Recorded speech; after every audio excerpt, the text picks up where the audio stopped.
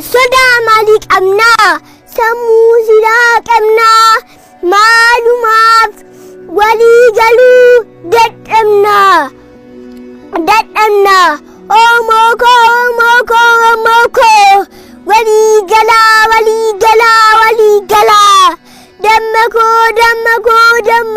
dammako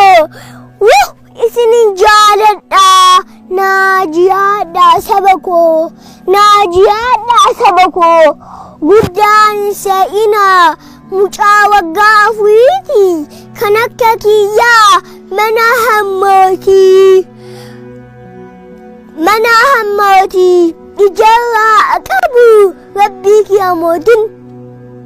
anjirratti hafu hammi haadha kooti keetan qabsaayaa oromiyaa kooti qawween sodaatinaa haaduunu biyyatti osoo nuti jiru hattummaa nuti osoo qeerroon jiru osoo abbaa gadaa jiru osoo abbaa'oon jiru osoo daawwiti ibsaa jiru osoo jaallimeewwan jiru osoo maraa guddinaa jiru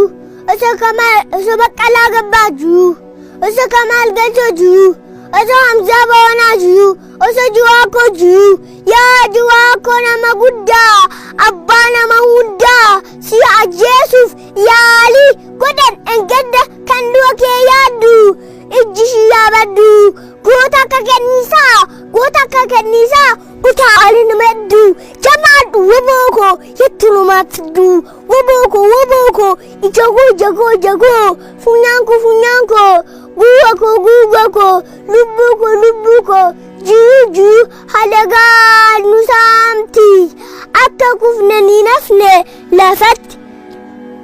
lafaa wakka kaafti ijoolleen wasanyii mootii kanaan booddee hin jirtu dukkanti aduu gaggalan dhiite ganama ni baati gaaf tokko ni kaati ugaan saba kooti yaa sobduu nagaatti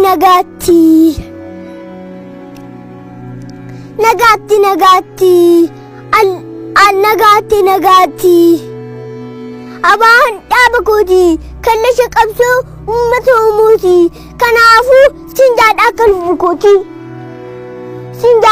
lubbuu kooti gaaf tokko ni soomta